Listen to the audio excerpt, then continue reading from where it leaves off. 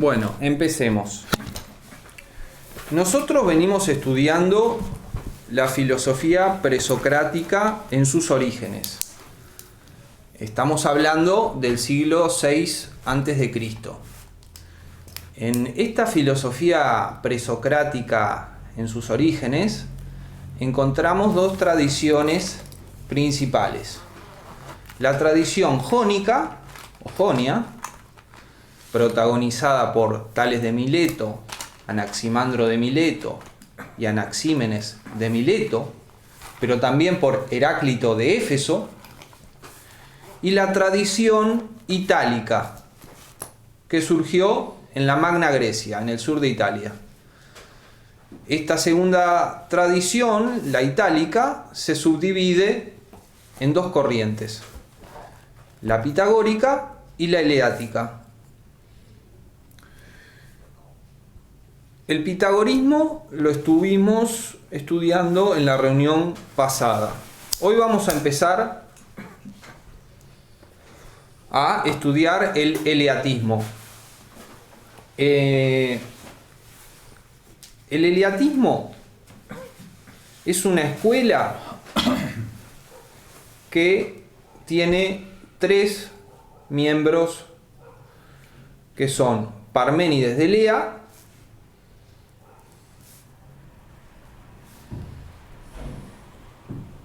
Zenón de Elea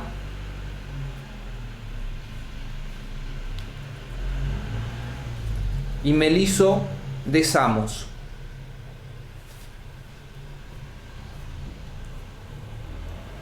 ¿Samos con ese? Samos con S.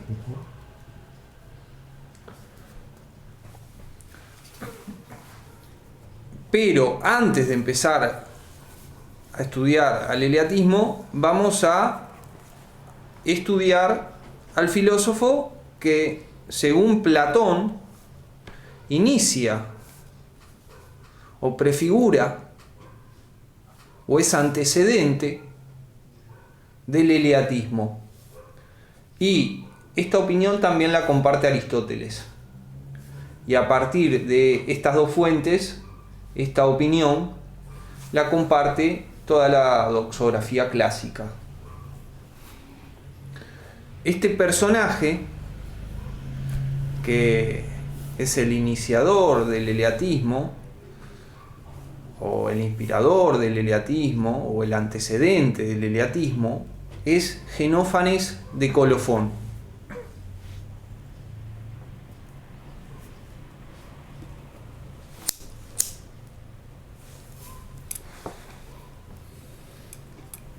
La escuela pitagórica es empezada por Pitágoras de Samos. Samos queda en Jonia.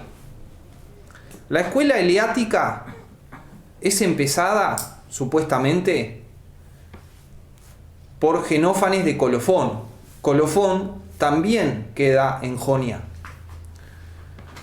Así, las escuelas itálicas tienen origen en figuras jonias: Pitágoras de Samos y Genófanes de Colofón. Ahora, estos fueron unos jonios que emigraron desde la Jonia, que es la parte de la actual Turquía que hoy da, la parte de la actual Turquía que da al mar Egeo,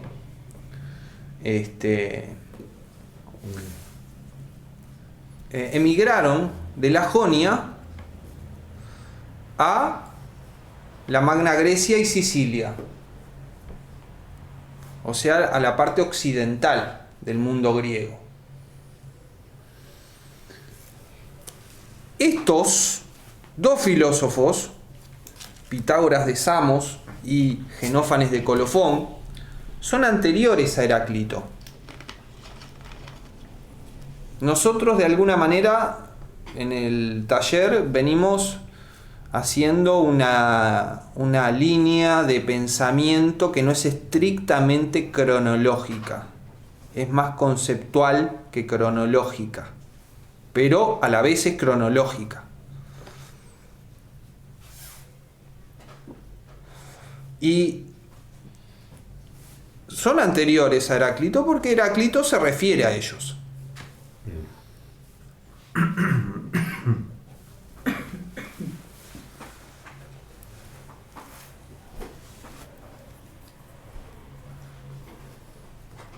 Heráclito, como sabemos, estaba en Éfeso, en la Jonia. Entonces, tampoco es tan posterior a Pitágoras y a Genófanes. Por lo cual, podemos inferir que Pitágoras y Genófanes rápidamente cobraron fama en el ámbito de la intelectualidad griega.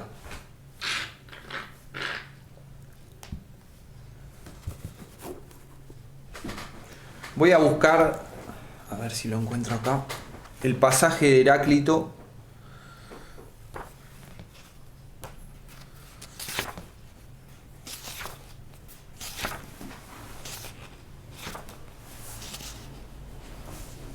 que hace referencia a Genófanes y a Pitágoras. Es el mismo pasaje, de hecho, es un solo pasaje, es un solo aforismo que hace referencia a ambos.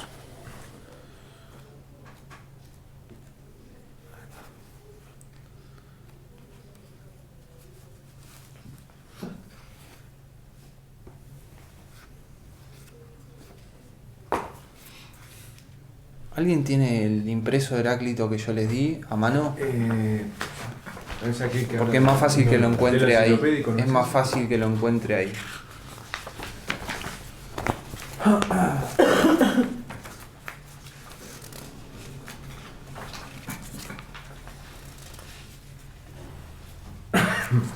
Si es que lo puse. Ah, sí, lo puse, sí. Ese pasaje de Heráclito, ese aforismo de Heráclito dice: la polimacia, que se puede traducir como saber enciclopédico, pero que es el saber bastante de muchas cosas, no enseña a tener inteligencia. Nous. No enseña a tener inteligencia. O sea, uno puede ser un polímata, pero no entender a la vez. No puede haber acumulado muchos conocimientos y no tener comprensión. Pues, de otro modo, el saber enciclopédico se lo habría enseñado a Hesíodo, a Pitágoras y aún a Genófanes y a Cateo, dice Heráclito. Entonces, Heráclito le atribuye un saber enciclopédico sin inteligencia, sin nous. En fin, este excursus es para que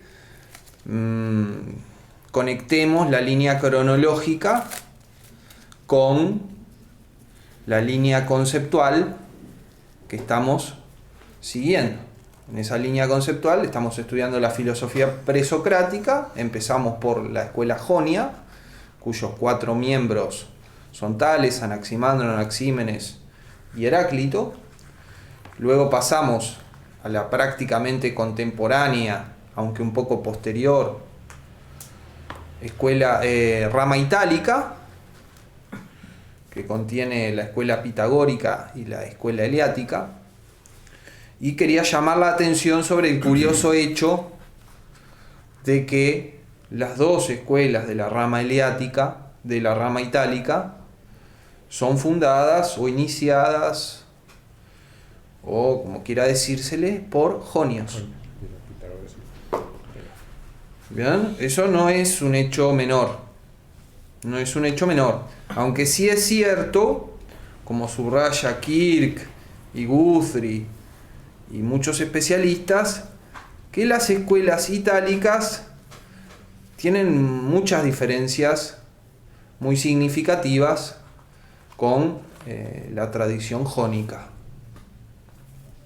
Con la tradición jónica de Tales, Anaximandro, Anaxímenes y Heráclito. El pitagorismo tiene un fuerte énfasis en lo místico, en lo ético, en la búsqueda de la salvación, por el hecho de la inmortalidad del alma y la transmigración del alma, este tipo de creencias eran totalmente ajenas a los filósofos milesios y a Heráclito. La ética de Heráclito no es una ética de la salvación.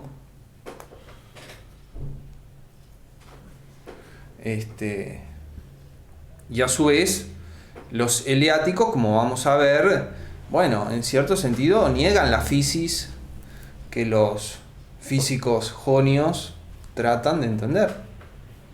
Los eleáticos niegan la fisis misma. Por más que siguen conservando una concepción del ente como espacial y material. Así al menos lo entiendo yo, y otros, por supuesto. Pero esta entidad espacial y material de los eleáticos, que es lo único que hay, y es lo uno, y es el todo, es inmóvil. Y en él no hay cambio. Entonces, difícilmente puede hablarse de que es fisis, de acuerdo a las connotaciones propias del concepto de fisis. Además, no hay multiplicidad, no hay historia. Entonces, no hace sentido hablar de los eleáticos como físicos. Rompen con la tradición física. Aunque sí es cierto que los problemas fundamentales por los cuales los eleáticos rompen con los físicos jonios son problemas físicos, en el sentido griego de física. En el sentido griego, el problema de la generación es un problema justamente que va a determinar la ruptura de los eleatas con los físicos jonios, porque los eleatas van a considerar que la generación es imposible. De ahí que no pueda haber cambio.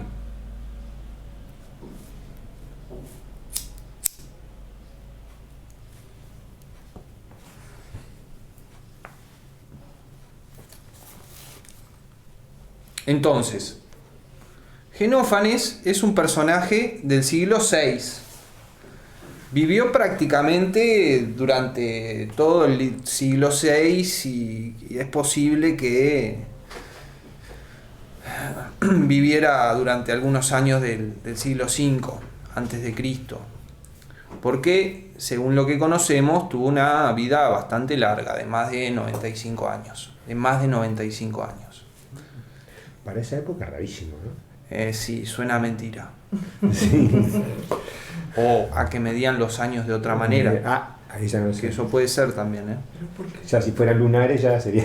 ¿Pero por qué? ¿Gente longeva o no siempre? ¿O también? No. No, hay que ser realista, hay que ser El realista. promedio de vida no era ese, de seguro. Aunque vivieras en Babilonia, que era la cuna de la cultura, ¿no? Que es lo que se suele olvidar. Sí, sí. Es lo que se suele olvidar.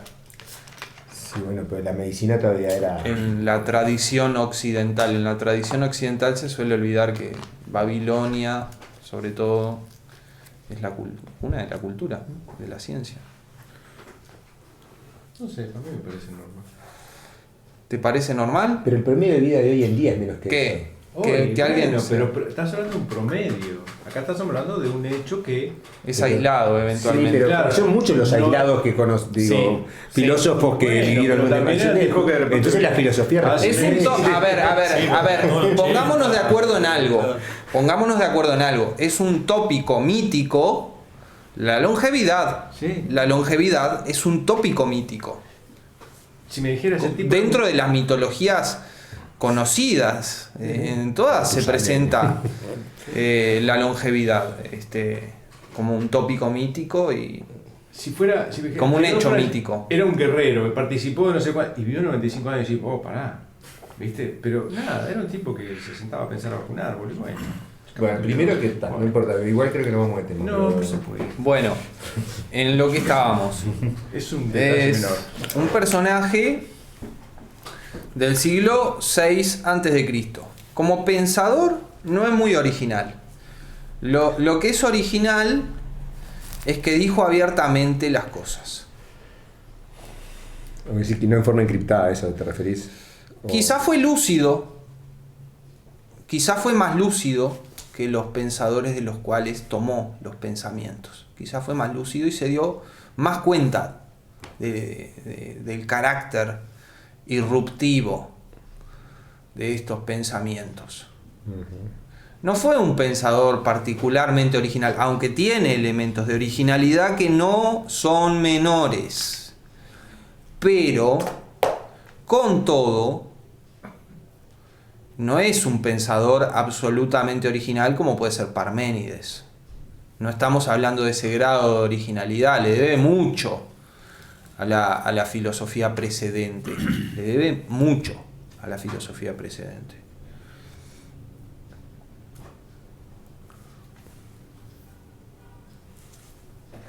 Se discute si fue un filósofo. Lo cierto es que fue un rapsoda. ¿Qué era un rapsoda? Bueno, podía ser cosas bastante distintas. Un rapsoda podía ser un cantor de Homero, un memorizador y cantor de Homero, o sea, una especie de depósito vivo de Homero y foco de difusión vivo de Homero. Eso existía y era muy importante porque, como dice hasta el propio Platón, el maestro de los griegos es Homero. Yo por eso, antes de empezar este taller, les dije, como preparación, lean a Homero. Y lo reitero. Y a Hesíodo, ya que están, a Hesíodo también, porque no es menor la importancia conceptual e histórica de Hesíodo. La filosofía no está en discontinuidad con la tradición poética mítica. Está en conversación, comparten problemas. Es cierto que la filosofía es una novedad desde un punto de vista metodológico, desde un punto de vista temático, desde un punto de vista de niveles conceptuales, de abstracción, por ejemplo. Pero aún así sigue siendo cierto que el maestro de todos los griegos es Homero, y por lo tanto de los filósofos también. Los maestros, el origen de la filosofía, más allá de la filosofía en Grecia, está en los poetas míticos. Y viene un gen muy cargado de problemas, de prioridades, de urgencias, de inquietudes, etcétera, que se van procesando dialécticamente de distintas formas en el curso de la historia de la filosofía, pero en fin, la conexión es verdadera y sustancial. Entonces, estábamos en Rapsoda. También un rapsoda podía ser alguien que componía sus propias poesías y recitaba sus propias poesías, en vez de depender de otro poeta al cual memorizaba. Como un juglar. Podría ser, tiene mucho de eso porque, por ejemplo, había torneos de recitación de poesía. Siempre la poesía iba acompañada de música, era una sola cosa, y la música, no siempre, pero estaban muy pegadas esas dos cosas para los griegos antiguos, música y poesía. De hecho, bueno, el tema de las musas, el mito de las musas, en fin, la poesía es parte de la música para los griegos, porque la música es lo que viene de las musas, y la poesía para los griegos viene de las musas.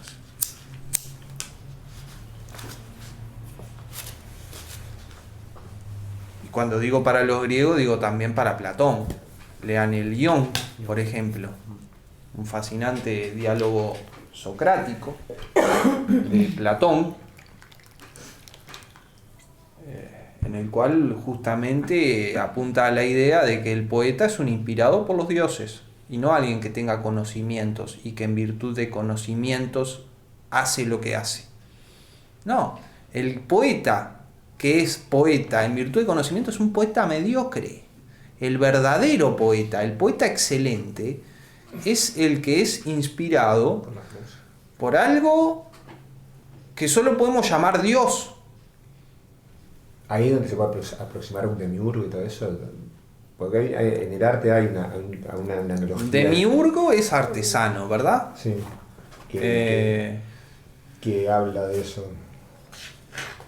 Los rapsodas homéricos tenían más de artesanos, pero estamos acá hablando de los poetas como Homero. Un rapsoda como Homero, porque el propio Homero fue un rapsoda de sus propios, ¿no? De sus propios poemas. Después, sí, hay millones de problemas, ya sé. Pero bueno, ustedes me entienden.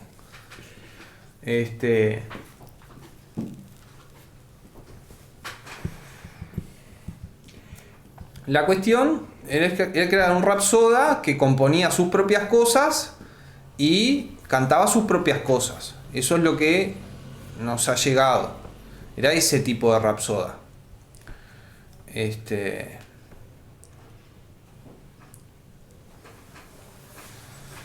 Dentro de lo que nos han llegado cosas muy distintas entre sí.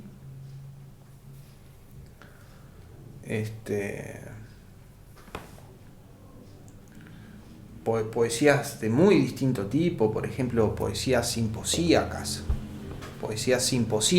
para el simposio, que son poesías de entretenimiento, de jolgorio, digámoslo así. Eso por un lado. Después nos ha llegado poesía que expresa pensamiento que podemos, con cierta laxitud, conceptualizar como filosófico. Y dentro de esta poesía filosófica de Xenófanes,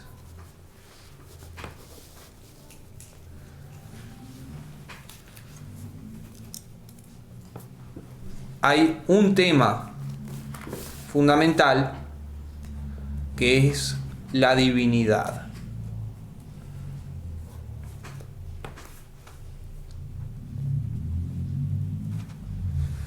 Por eso se dice que Xenófanes es un teólogo.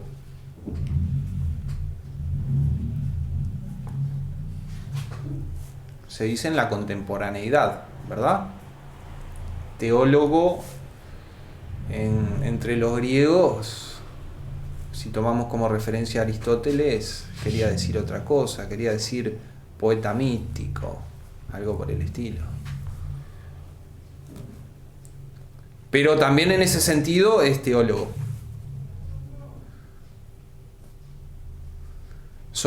Aristóteles en la Metafísica, en el libro 1, contrapone a los que filosofan y a los que teologizan. O sea, a los filósofos y a los teólogos. Los filósofos, son lo que nosotros llamamos filósofos griegos, son ellos. De hecho, el concepto nuestro de filosofía griega está muy marcado por el libro 1 de la Metafísica de Aristóteles. Y los teólogos son cosas como Homero, Hesíodo, en fin. El mundo de la poesía griega es muy grande, quizá podamos hacer algún día un taller de eso, no lo descarto, porque también me interesa.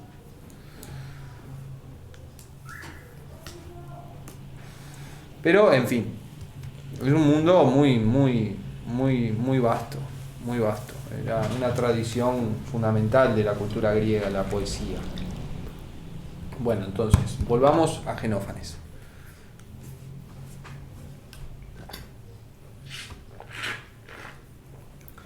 Como teólogo, en muchas cosas no es muy original. ¿Y cómo fue que no sea original? Porque en el pensamiento jonio había teología. En Tales, en Anaximandro, en Anaxímenes y en Heráclito hay teología. Entonces, muchas de las ideas de Xenófanes son en realidad la repercusión de la teología jonia.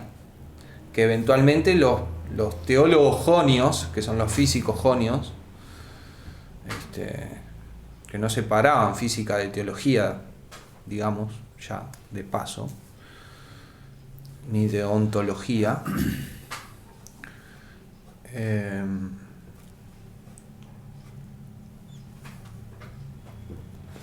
lo que sí, Genófanes se dio cuenta del valor disruptivo de estas ideas teológicas que él toma de la tradición jónica. Digo, ahora no es el momento para que retomemos los contenidos teológicos de la tradición jónica. Nos ocupa Genófanes. Pero a lo que voy es a que Genófanes debe unas cuantas cosas a la física jonia en su aspecto de teología, que no es un mero aspecto de la física jonia, hay que subrayar eso, no es un mero aspecto, es la propia física jonia. Porque la fisis es divinizada por los jonios.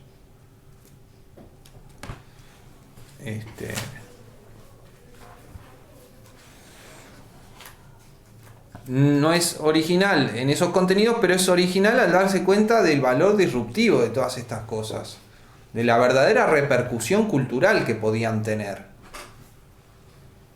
Básicamente subvertir Homero, Hesíodo y la tradición poética estándar oficial. Subvertir.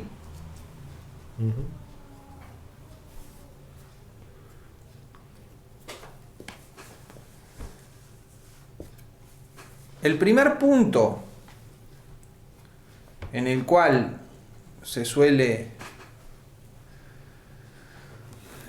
detener una exposición de la teología de Genófanes es su polémica con Homero y Hesíodo, que es una polémica a viva voz.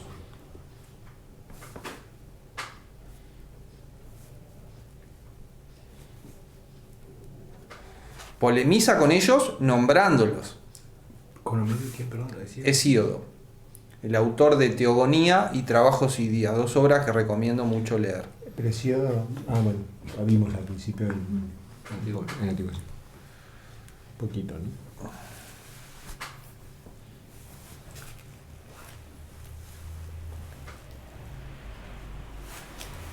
Quizá cuando terminemos con la unidad de filosofía presocrática estudiemos Hesíodo, para que se pueda comparar la filosofía presocrática con lo que había antes.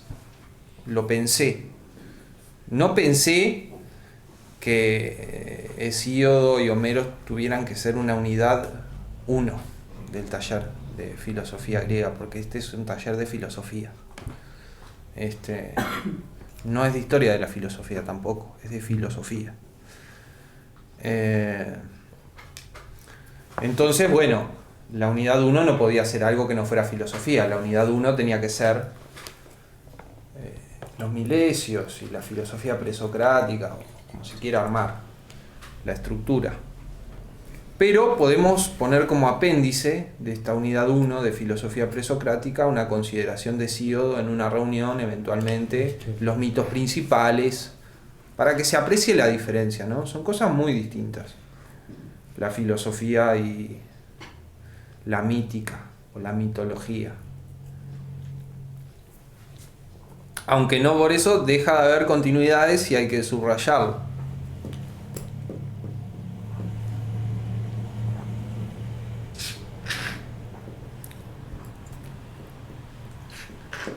Entonces, el primer punto es la polémica con Homero y Hesíodo. Y lo que en primer lugar parece reprochar Genófanes a Homero y a Hesíodo es que representan a los dioses con comportamientos inmorales, antiéticos, indignos de la divinidad, por lo tanto. O sea, los está acusando de difamar a la divinidad, prácticamente.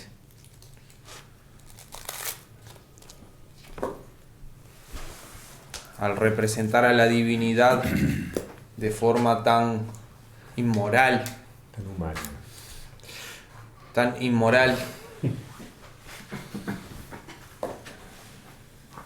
no comparto la ecuación que hiciste. Pero yo creo que Más bien comparto la ecuación contraria, como me enseña el maestro Sócrates, lo humano en lo ético. Pero no quiero meterme en un lugar que vengo a aprender. No, usted tiene total derecho a la palabra. No, está bien. Pero Como hay todos los uno, demás. ¿no? Pero Y a la pregunta. Los dioses griegos, por lo menos las representaciones y un poco la mitología griega siempre me interesó por otros temas. Pero hay que conectarlo con esto. No, claro, pero por ya el que contenido estamos. mágico que tiene. Sí, Y hay que conectarlo con esto ya que estamos. Todo eso es y los relevante. comportamientos, o sea, en general de los dioses griegos son muy humanos y en algunos lugares muy instinto muy básico, o sea, muy poco divino, muy poco lo que... Bueno, pero eso es la representación de O sujetos quién. como Homero y Hesíodo, que dicho sea de paso, Heráclito tiene un pasaje que dice: Homero y Hesíodo son dignos de ser expulsados de los certámenes y apaleados. Ese no lo leímos. No lo leímos porque, en fin, Ese no lo nos leímos. podemos meter en todo. Con Parménides sí nos vamos a meter en todo. Ya les aviso porque Parménides es parte de mi corazón, es parte de mi ADN filosófico. Fue el primero que hizo una cosa fuerte. Es fuerte, parte de pero mi ADN eso filosófico, Parménides. Pero, o sea, y cada vez que... Y hay infinidad de mitos, uno atrás del otro, y las alusiones a los dioses que decís, pero de Dios no tienen nada, parece, o sea... Bueno, pero ahí lo estás viendo desde el judeocristianismo. Y ahí estás cometiendo una falacia. No me dejaste llegar ahí, ¿no? Está bien que puede ser falacia. que lo juzgue, ni siquiera no es un tema, bueno, anacrónico porque yo vivo ahora, pero está bien con unos parámetros que tal vez no sean los correctos para lo griego, pero es lo que es la lectura que le hago, ¿no? Sí. Bueno, eso es lo primero. Homero y Hesíodo difaman a la divinidad, la representan. Y entonces, ¿por qué la difaman, no? Sería la pregunta. La representan de forma indigna de la divinidad, porque la representan teniendo comportamientos vergonzosos, malos, reprochables, etc. Aquí obviamente hay una ética implícita. Sí, claro, Hay una ética de Genófanes implícita. Y hay una idea de que los dioses o el dios son la encarnación suma de esta ética. O sea, no solo Homero y Hesíodo difaman a la divinidad, sino que la divinidad es todo lo contrario de lo que dicen Homero y Hesíodo desde un punto de vista ético. Es todo lo contrario. Y ahí la gravedad. La gravedad de la situación. Homero y Hesíodo son los maestros de Grecia, pero difaman a los dioses. Difaman a la divinidad, calumnian a la divinidad, representan a la divinidad de una forma totalmente reprochable, vergonzosa, hasta para entre los propios hombres, que se da por supuesto que los hombres son una cosa de una categoría muy inferior a la divinidad, ¿no? En todo. Si la divinidad es así, entonces ¿cómo Homero y Hesíodo pensaban a la humanidad? Cabe preguntarse. ¿No? Sí. En extremo ruin parecería ser la idea de la humanidad implícita de Homero y Hesíodo. Si los dioses son eso, los hombres ¿qué serán? Una cosa horrenda. En fin. Pero claro, para Homero y Hesíodo, o sobre todo Homero, porque vamos a separar las cosas, no es lo mismo Homero y Hesíodo. No es lo mismo. Son cosas muy distintas, aunque tengan muchos puntos en común, son cosas muy distintas. En Homero, la divinidad es tal por poder. por poder, por tener más poder. Eso es lo que hace a la divinidad, además de la inmortalidad, ¿no? Que es parte de tener más poder, justamente. Es parte de tener más poder. Y es una parte que los griegos recalcaban. Parte fundamental de la concepción del hombre en la Grecia antigua y arcaica es: el hombre es mortal, el Dios es inmortal. Y eso, como axioma, como pensamiento totalmente estructurador de todo.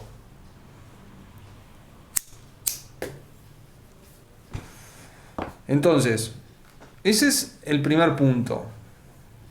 Homero y Hesíodo son difamadores de los dioses, difamadores de la divinidad, representan a la divinidad de forma indigna.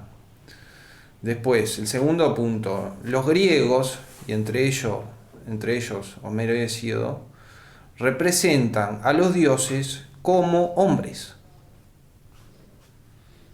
Como hombres. Y esto conecta con lo anterior, pero es más amplio que lo anterior. Es mucho más vasto que lo anterior porque los representan con forma humana. Antropomórficamente. Antropomórfico quiere decir algo bastante más grande.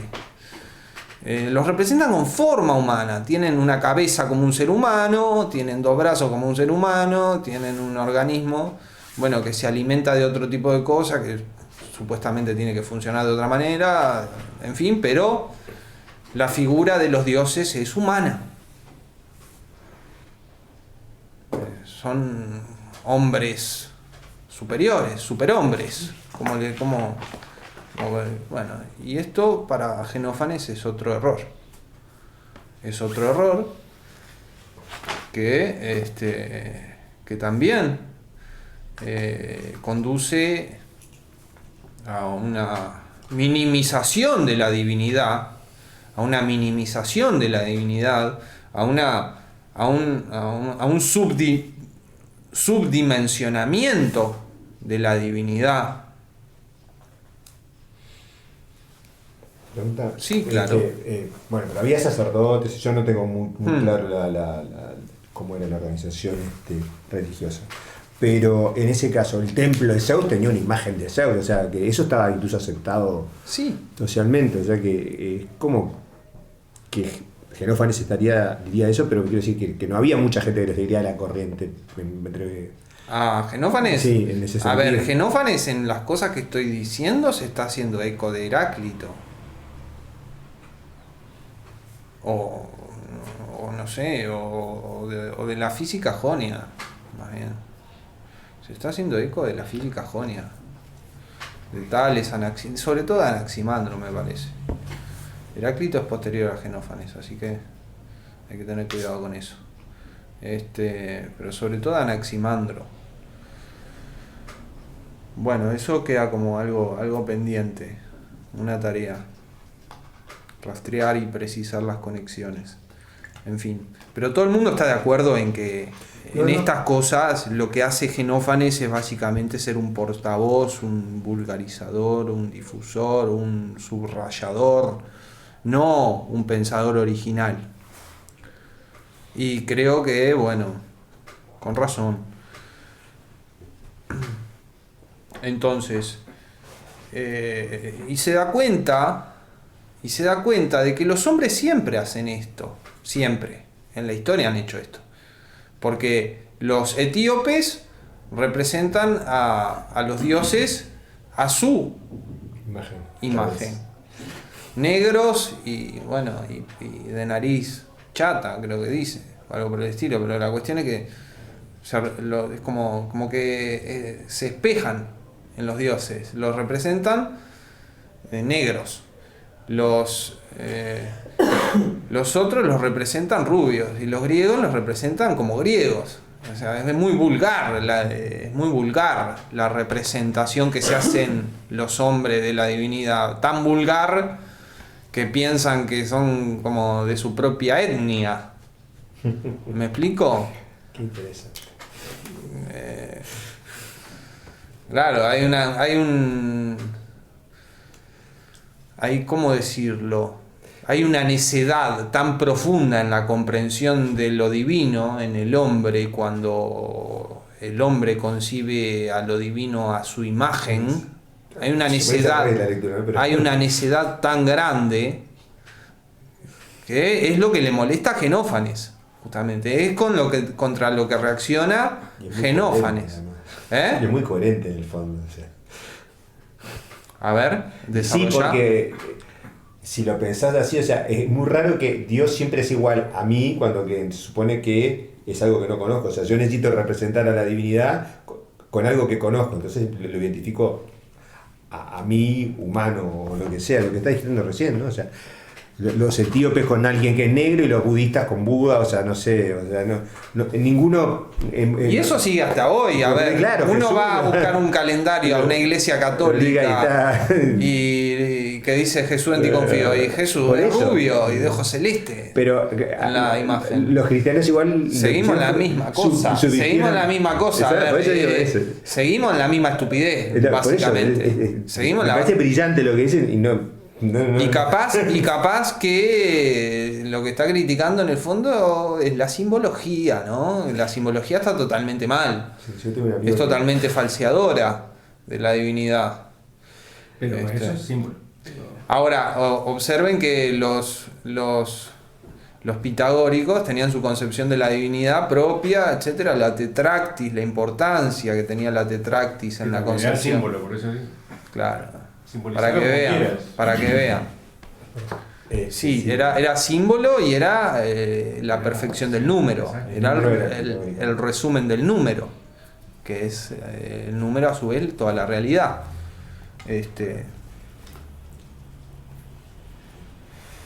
La tetractis probablemente fuera el dios de los pitagóricos. Una representación del dios. O el dios de los pitagóricos. Y me parece que en este contexto se difumina un poco esa diferencia. O que le den una potencialidad, un valor cuasi mágico al símbolo, asimilándolo demasiado al propio Dios, ¿no? Una cosa así. Interpreté por ese lado al menos. Bueno, y Genófanes tenía sentido del humor, entonces llegaba a burlarse de estos hombres y les decía, bueno, si los bueyes y los caballos y los leones tuvieran manos y pudieran representar a la divinidad, los bueyes pintarían bueyes, los caballos caballos y los leones leones. Y eso se dice que es una especie de reducción al absurdo del antropocentrismo, pero es un disparate eso. Es una reducción a la burla, si se quiere. Es un sarcasmo.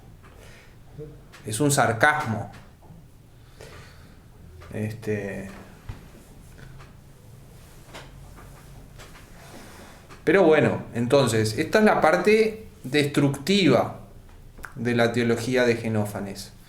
Y pone su munición contra Homero y Hesíodo. Y les reprocha plantear una concepción de la divinidad que calumnia a la divinidad, que subdimensiona a la divinidad y que es necia respecto de la divinidad al concebir a la divinidad a imagen del hombre. O sea, no se comprendió que la divinidad es algo sumamente superior al hombre, sumamente trascendente, trascendental, etc.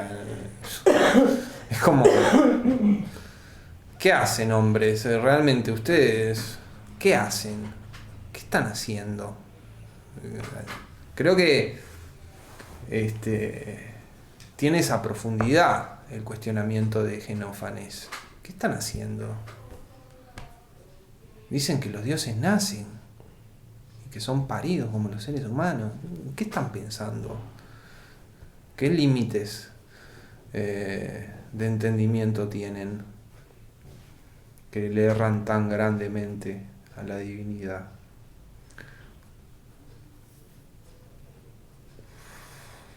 Después hay una teología constructiva de Genófanes.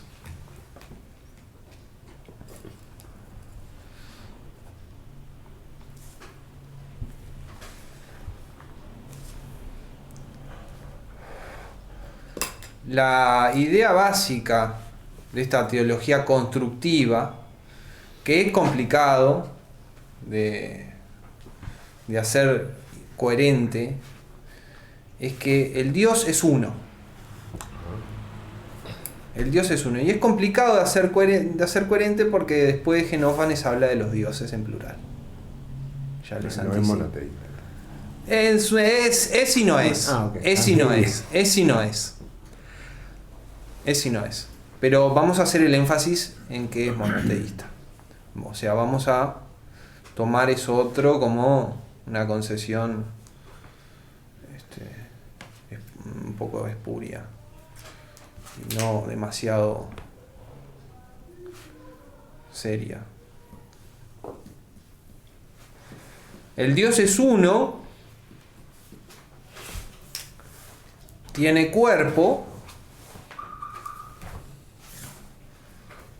supuestamente es esférico. Toda la tradición ha concebido al Dios de Genófanes como esférico. Y supuestamente es el universo como un todo.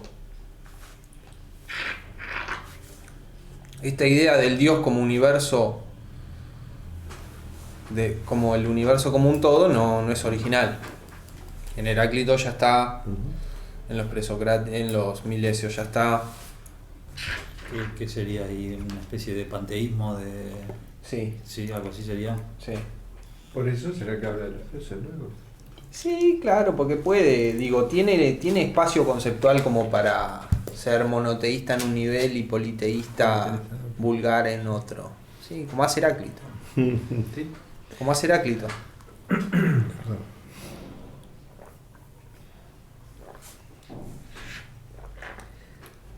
Porque rompen con la tradición, pero mantienen la tradición. Es un juego medio complicado que hacen y lo hacen muy seguido. Era para conectarse con la gente también. Para ser políticamente correctos Sí, o algo sí, así. sí, sí. Es un juego que uno lo ve, por ejemplo, en Sócrates.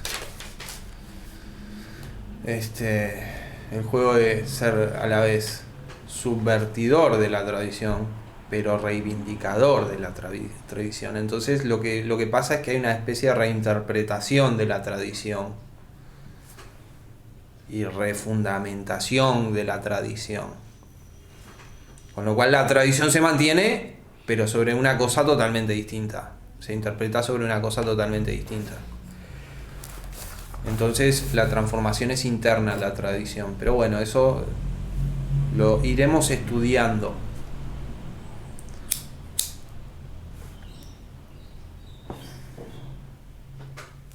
Entonces, este Dios es el universo.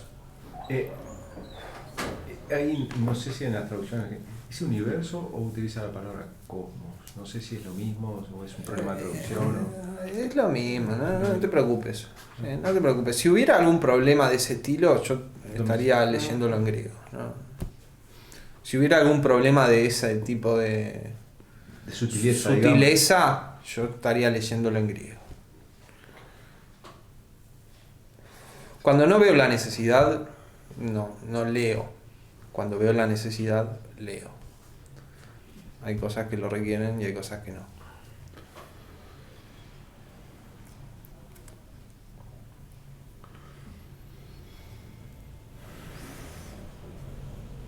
Obviamente tomen como referencia a las tres obras que estamos manejando para la base de la unidad 1, como bibliografía básica de la unidad 1. El libro de Kirk Schofield, el libro de Bernabé y los tomos 1 y 2 de Guthrie. ¿Tá? Manéjense con eso. Después que manejen eso, si quieren, hablamos de más bibliografía, pero... Dame tiempo. No, pero a ver, esto es una primera mano de conocimientos. Esto es una primera mano. Ya quisiera yo tener tiempo de leer más, o sea... Y trabajar con esto está bien. Es profesional, es serio.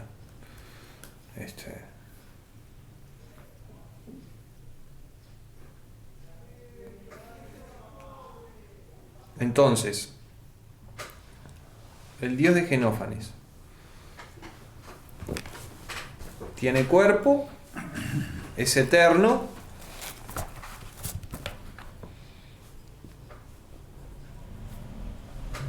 para Genófanes no tiene sentido la idea de que el Dios nazca o muera, es uno, y es coextensivo con el todo, con el todo.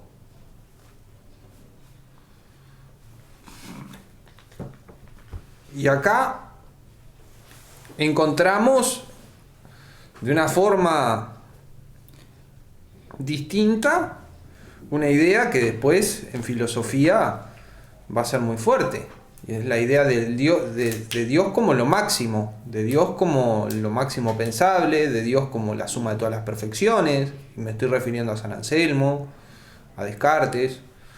O sea, ya están aquí, ¿no? En esta identificación del Dios con el todo.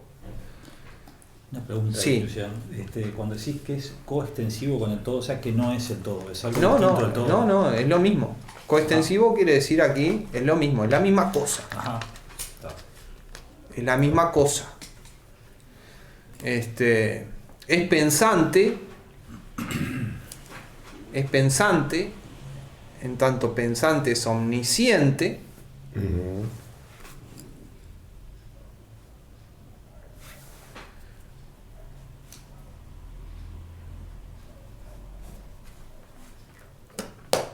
Y con su pensamiento es fuente de todo. Con su solo pensamiento es fuente de todo lo que acontece. Con lo cual, para Genófanes, en el todo hay movimiento, hay acontecer. ¿Bien? ¿Estamos de acuerdo en eso? Ahora, paradójicamente, Genófanes dice también que el Dios es inmóvil.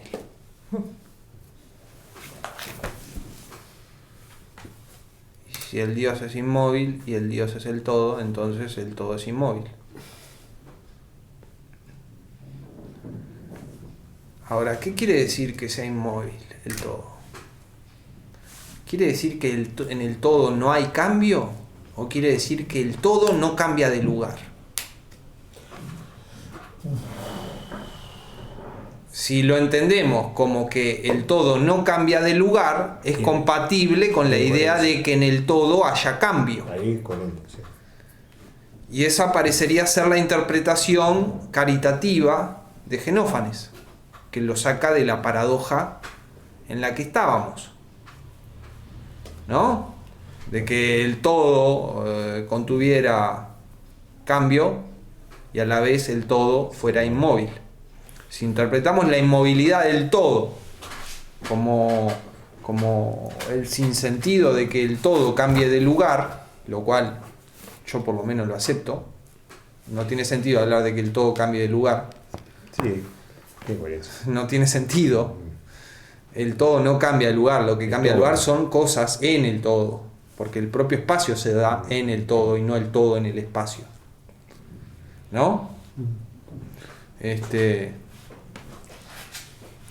Bueno, la cuestión es que si interpretamos la inmovilidad del uno, del Dios uno, del Dios todo, de Genófanes, como una cuestión de inmovilidad en el sentido de que no se desplaza, tiene más sentido, porque, a ver, no es inmóvil en el sentido de que sea inmutable. ¿Por qué?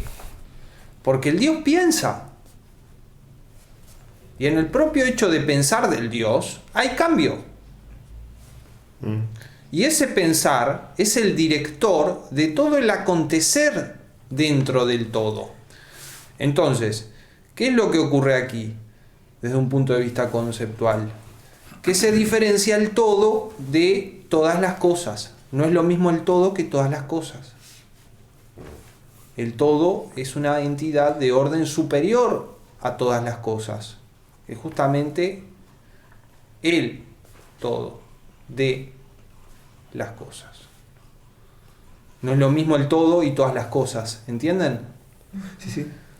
Porque en Genófanes se podría aceptar que todas las cosas cambian de lugar o se pueden mover Como están en el dentro sentido del todo. espacial, pero el todo Las contiene. ser inmóvil, porque no tiene sentido de hablar de que el todo esté en el espacio, en un lugar del espacio, o después en otro, o lo que sea. Además, si está en un lugar y en otro no, en ese momento deja de ser todo, pues en aquel lugar que quedó, ¿no? También, No sé qué quedó. Nada. también está ese problema, Y se están como otra vez. que en lo que nos quedó de Genófanes no está registrado, pero es un problema real, ontológico, Claro. en sentido estricto, porque es sobre el ser y la nada. Y si hay algo que es ontológico, son los problemas sobre el ser y la nada. Y nos perdimos que es metafísica en el curso. Esa es una cosa que lamento. Nos perdimos estudiar el sofista, Ah, el siguiente. el sofista, que es metafísica de Heidegger, y acerca de lo que hay de Quine, justamente que el problema es el no ser y la nada. El año que viene lo das. Ese que se pregunta por Sí, qué hay algo y no. sí, los puedo mantener informados. Si llego a darlo, les aviso y van. nos vamos a una clase, Ah, claro. bueno, eso sí. Si llega, sí, es probable. A ver, yo voy a seguir manteniendo este formato de 3 días, porque me Capaz gustó. que lo que tienes que acotar es el retomar y ahí ya te deja un poco más de espacio de Sí, tiempo. pero hay una pérdida pedagógica ahí que no sé si No, estoy no. dispuesto a pagar. No, yo no te estoy... Porque yo a Mirá ver, que a ver, acá estamos todos de acuerdo, creo que eso fue muy Muy importante. positivo, muy importante. Mirá claro, que el bajo motor, ningún- es para que el motor funcione bien. Lo que digo es que capaz que...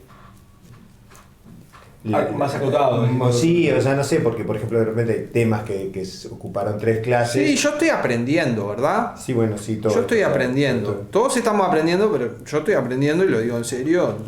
Lo que digo capaz que... Tengo mucho camino andado, pero estoy abierto. La segunda clase retomás un poco y la tercera ya lo retomás más cortito. No, porque a ver, ya- yo por ejemplo soy consciente de que un mismo tema, lo puedo dar en 3 clases y lo puedo dar en media. Bueno, no sé si en media lo estarías dando, ¿no? No, sí, sí, si querés vamos a hacer el experimento. De hecho lo hago a veces eso. Por ejemplo, cuando trabajamos el cuarto paralogismo, Sí, fue expuse bueno. todo primero, de forma breve, con esquemática, etcétera, y después el desarrollo. Y eso es pedagógico también, porque primero la visión panorámica y después Claro que... el detalle. Sí, sí. En fin. Volvamos a Genófanes. Voy a ir al otro.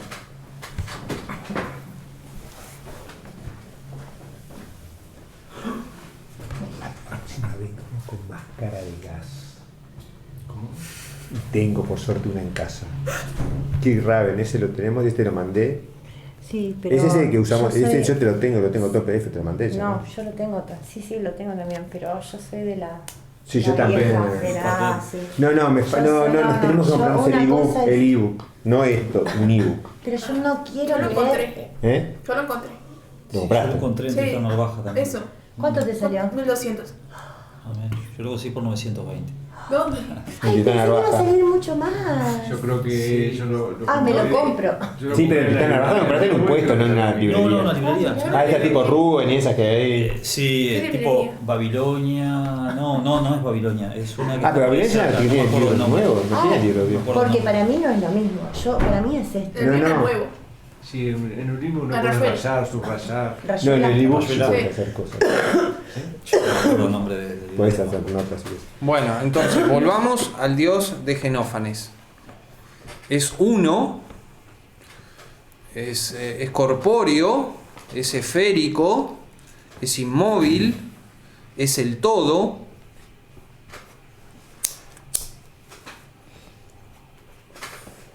Es inteligente, es omnisciente, es causa de todo a través de su pensamiento, con lo cual se ve que el todo no es todas las cosas, sino una entidad de orden superior, que justamente sintetiza todas las cosas. Entonces, en el todo tenemos cambio, que es anticipado y dirigido por el pensamiento del Dios. Y todo acontecer tiene su unidad causal en el Dios pensante, en el Dios que hace que las cosas sean con su pensamiento. Ahora, este Dios también tiene sensación, oye, siente. Sensación, no sentimiento, o sea, no es Sensación. humano en ese sentido. No. No es como nosotros. Es la síntesis de todas las cosas, es la unidad de todas las cosas. Por eso, en cierto sentido, Genófanes es un monista ontológico. Y como es monista ontológico y es inmovilista, conecta bien con el eleatismo, y es así que da pie para pensar que el eleatismo nace de él, por más que lo que plantea Genófanes no sea completamente eleático, porque en un nivel conceptual Genófanes acepta el cambio, porque acepta que el Dios piensa y que el Dios con su pensamiento digita las cosas distintas que van pasando, etcétera. Hay esos dos niveles en Genófanes: el todo como unidad y síntesis de todas las cosas, y todas las cosas como multiplicidad, como diversidad, como cambio, etcétera. Y el nivel del todo es eterno, el nivel de todas las cosas no. Las cosas nacen y mueren. Pero hay que también, para ser justos con Genófanes, hacer énfasis en que el Dios es el uno y es el todo y es la síntesis de todas las cosas, y entonces en un sentido es monista ontológico. Es monista ontológico. Y esto tampoco es nuevo. En Heráclito se veía esa dualidad de pluralismo y monismo ontológico. Se veía. Y en Anaxímenes también se veía. Pero bueno, en Genófanes también aparece y es un punto importante.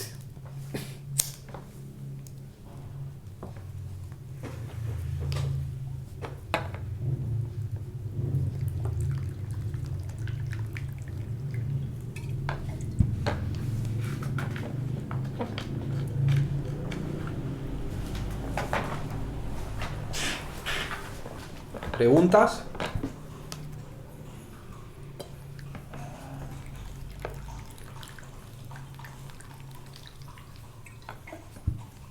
Voy a meter un bocadillo para que me maten. Dale. Hay un concepto de los griegos que los humanos originalmente eran dos y eran también esféricos, ¿no? O sea, Te estás refiriendo, creo, al mito, Al mito, sí. al mito de, ¿cómo es que se dice? Del andrógino. Del andrógino, exactamente, me acuerdo. Del andrógino que presenta Aristófanes en el banquete de Platón. Sí. Sí, es verdad lo que dices. Es verdad lo que dices. Andrógino, por no lo dije antes, pero me acordaba de la palabra. Exactamente. Es verdad lo que dices. Existía ese mito, pero no era muy oficial, no era está muy bien, estándar. No. Como para que vean la complejidad de la mitología griega, ¿no? No, lo sé, me encanta la mitología. Ahí hay de todo. Hay como capas, hay una mitología nacional de los griegos, en la que todos los griegos están de acuerdo, una mitología nacional. Después hay mitologías locales, variaciones locales de la mitología. Después variaciones idiosincráticas de la mitología, que ya estamos al nivel de los individuos, ¿no?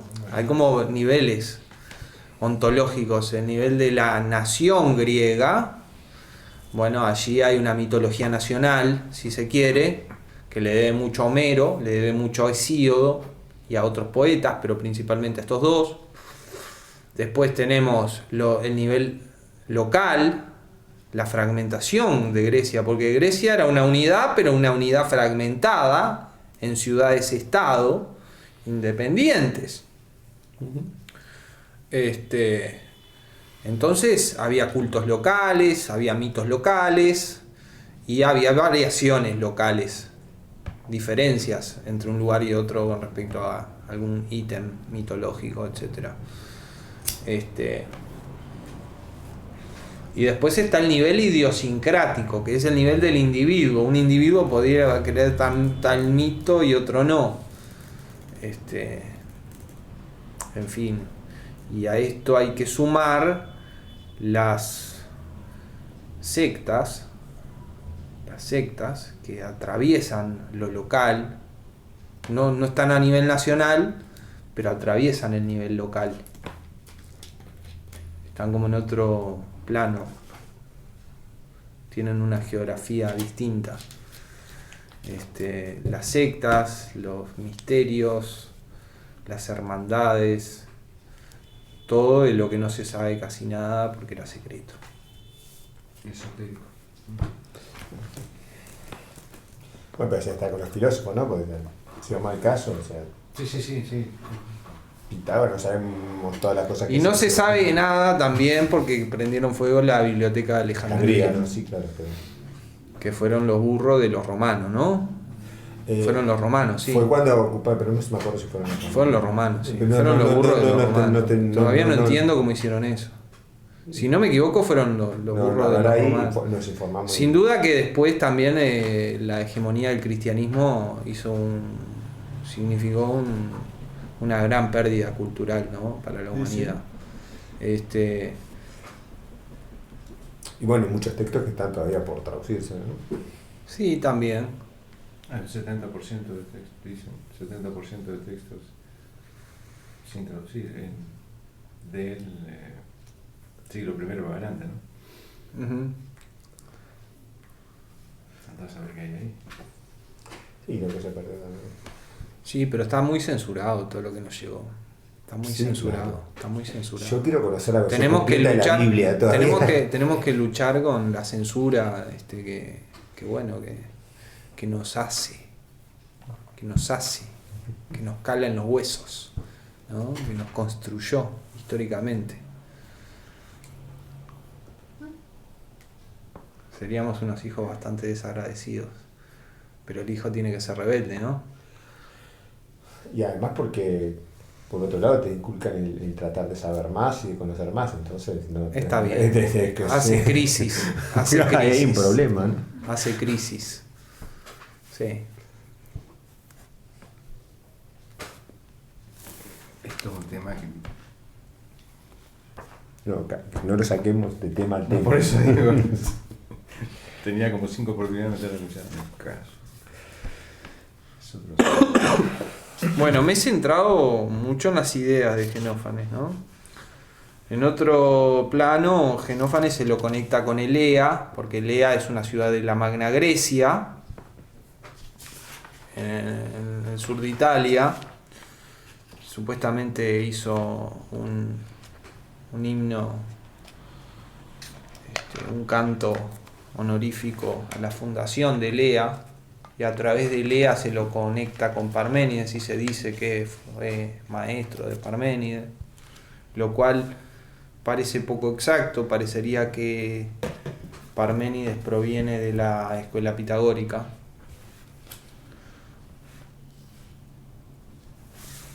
Si hace sentido decir que proviene de alguien, Parménides, ¿no? Porque es un pensador tan original que de alguna manera parece autocrearse pero igual se tiene que como pensador. Seguro. Sí. Según el mito, un pitagórico llamado Aminias fue el que lo introdujo en la vida contemplativa.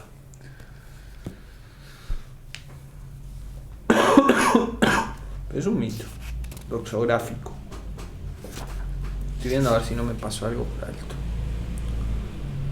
Leo uno de los fragmentos, que es clave. Existe un solo Dios, el mayor entre los dioses y los hombres. Acá la paradoja que decíamos. Entre los dioses. Claro. Por un lado monoteísta, por otro lado habla en plural de la divinidad. no semejante a los mortales ni en su cuerpo ni en su pensamiento. Y esto último quiero que le prestemos mucha atención, ¿no? El pensamiento de los mortales en contraposición al pensamiento del Dios. Son cosas incomparables. Dice Xenófanes, son cosas incomparables. No semejantes, no son semejantes.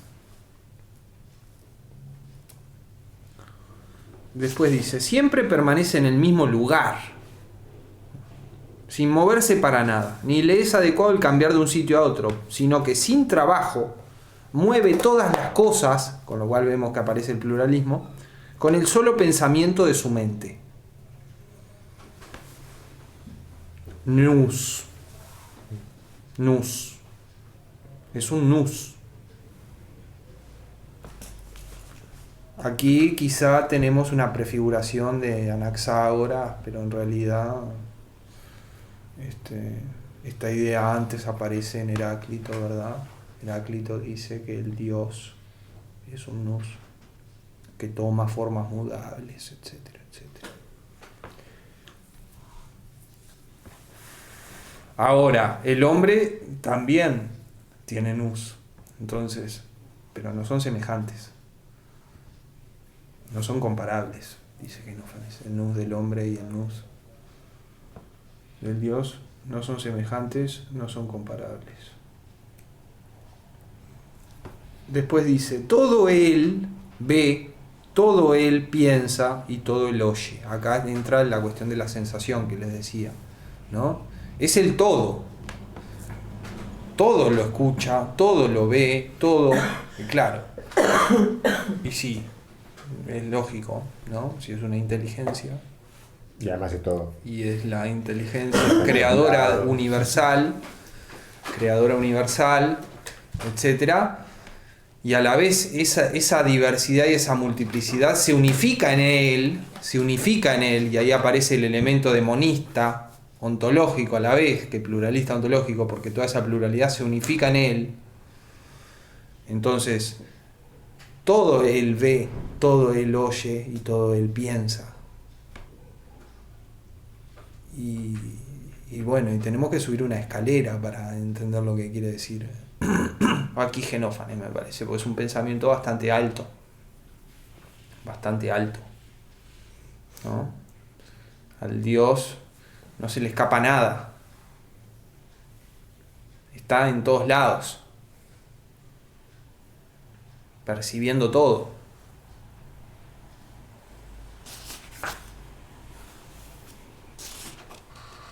Leo Aristóteles sobre Xenófanes. Xenófanes, el primero de ellos en postular la unidad, ¿el primero de qué? De los eleáticos.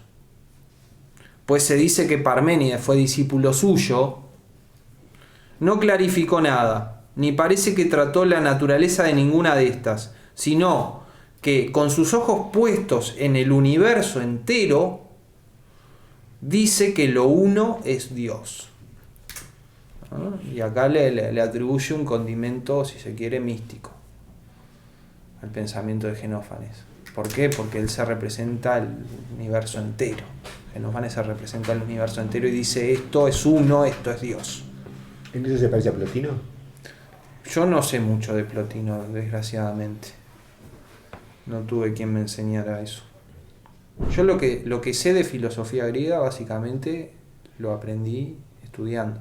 No tuve buenos maestros. Y lo aprendí aprendiendo griego y estudiando. Aprendiendo griego, esa es mi meta. tuve maestros de griego, eso sí. Me enseñaron bastante bien. Podría haber sido un mejor estudiante. No fui un mal estudiante. Pero lo que sé de filosofía antigua, sangre, sudor y lágrimas. Solito. Porque, en fin, las cosas de la vida. Cuando entré a la facultad se murió el catedrático y no había nadie. Y después me pusieron a mí a dar clases de antigua. No, pero y ta. griego Y aprendiste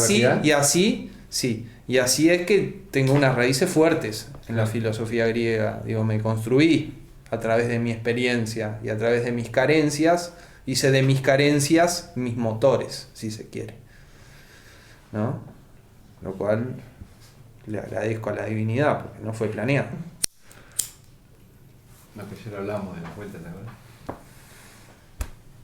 Como la vida dando vueltas, de repente te encuentras un lugar que decís, mirá, ¿para qué hice todo aquello? Yo no pude. Lo que te perdí. El Tao, lo que los chinos llaman el Tao. El Tao. Yo soy un taoísta, Sí, sí. como todos ustedes. Bueno, Nada escapa al Tao. Bueno. si lo soy, no lo sé. Ahora, Si lo soy, no lo sé. A mí que no me acusen de algo que yo no quería. abro paréntesis. El Tao y el Logos heraclitiano tienen un parecido de familia.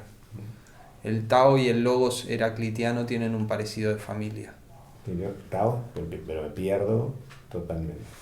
En el sentido de que todo acontece de acuerdo al Logos y todo acontece de acuerdo al Tao, pero, como dice Heráclito, uno puede vivir con una fantasía y no comprender el Logos y apartarse del Logos. Y eso mismo puede pasar con el Tao, aun cuando todo acontece de acuerdo con el Tao.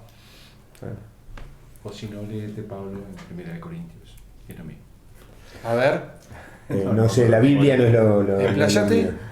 Explayate, está interesante. No, eso. digo que básicamente también es una idea cristiana, ¿no? En el sentido de que si alguien está en Dios o en el Espíritu, la palabra, digo, va a seguir un camino, ¿no? En cambio, el apartarse, ya sea por ignorancia, o por desconocimiento, o por decisión, y bueno, de pronto vas a seguir siendo, vos vas a hacer tus cosas de acuerdo a tus libertades y para eso la tienes, ¿no? Puedes equivocarte. Sí. Pero en aquel caso, igual va a suceder de acuerdo al Logos. Sí, hay una diferencia, hay una diferencia, no. hay una diferencia, Ay, claro que hay una y es que Heráclito no hace especial énfasis en la libertad humana, ¿no? No, es que no, dice Digo, es sucederá de más acuerdo. bien determinista, aunque a la vez todo es por azar, Sí. a la vez todo es por azar, todo es de acuerdo a la necesidad y de acuerdo a la justicia, y anda a cantarle a Gardel. O sea, la libertad parece ser más bien un epifenómeno. Un epifenómeno en Heráclito. En Heráclito. ¿El Tao maneja la libertad? El Tao, la libertad se da dentro del Tao. Dentro del Tao. Bueno, sí. ¿Qué? Concepto. Se sintetiza. Justamente en la síntesis de lo que debe pasar con lo que elijo que pase, Claro. se da la síntesis de necesidad y libertad Exacto. y la realización de las dos cosas. Sigue siendo de vuelta, quizás con sutiles diferencias, pero de vuelta un pensamiento netamente cristiano, ¿no? O al revés. O al revés. No, yo creo que en el cristianismo, el No. problema de la libertad y el No, al determinismo se contrario, dan así. es la libertad total. El cristianismo. Sí, absolutamente. No, me parece que no. En Dios sos libre. Bueno, capaz. claramente.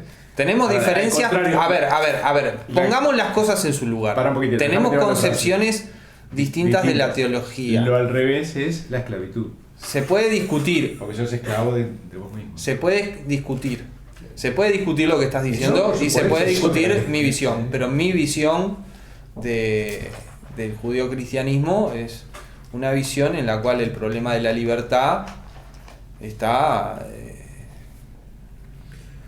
sobre el tapete, ¿no? Y eso es estruendoso. Claro, hay que ver, lo que siempre aclaro, hay que ver de qué estamos hablando, si de cristianismo o de dogmatismos dados por organizaciones eclesiásticas. Son cosas distintas. Sí. Ciertamente son Y distintas. también pero está de todas aquello formas- de creer para entender, ¿no? No, Creer para entender. No, el cristianismo te dice entender para creer. No. Sí, no. Pablo. A ver, Ahí sí, Pablo en 1 Corintios, capítulo 15. No, pues yo te estoy hablando del cristianismo filosófico. Sí. Agustín, Anselmo, creo para entender.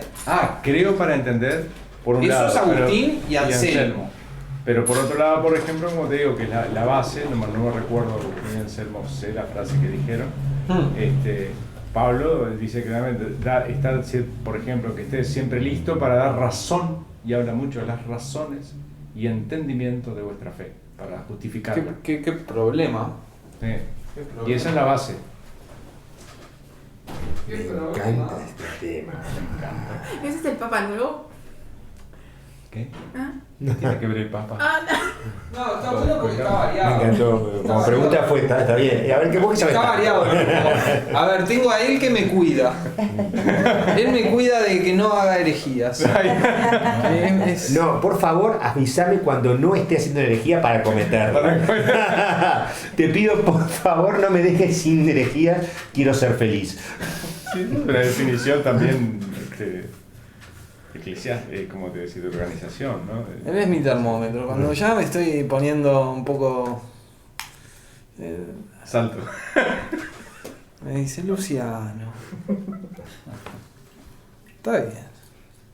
No, yo tengo una formación católica completa. No, yo no. completa. Y Yo mi no. iniciación en la filosofía fue a través del catecismo. Claro. Del catecismo. Yo tenía discusiones teológicas en catecismo, en catequesis. O sea, siempre fui una persona que molesta, que pregunta. Ahí se dio mi iniciación filosófica. Después dejé los problemas prácticos y todo lo demás para meterme más bien en los problemas ontológicos. Pero vengo de ahí. Yo vengo de una mezcla. Pero más protestante. Igual hay un antes y un después en mi vida, que es como cuando yo tenía más o menos 14 años, que yo no vivía acá, encontré en esta biblioteca las meditaciones metafísicas. Por eso tanto de... Yo no entiendo cómo no la leyeron. No entiendo cómo no la leyeron. Y bueno, no entiendo cómo no la leí. No, leí. No, las leímos. No, yo las Sí, meditaciones sí. me las leí completas, las 6 varias veces. Lo que Muy pasa es bien. que Es lo que debe ser. Sí. Lo que pasa es que Interpretación, me después no- quedé corto con acotarlo para el parcial. Por eso después me di cuenta que tenía que ver, ¿me entendés? O sea, para ver circunscrito más a la, porque traté de hecho, fue una pregunta tirada en el grupo, le dije, no, pero no leyeron léanse el ejemplo de la cera, pero eso no lo vimos en clase, léanselo, te digo que Claro. que ahí vas a entender un poco más Sí, el la ejemplo- percepción el clara y ejemplo- distinta. el ejemplo- Bueno, sí, tenés razón.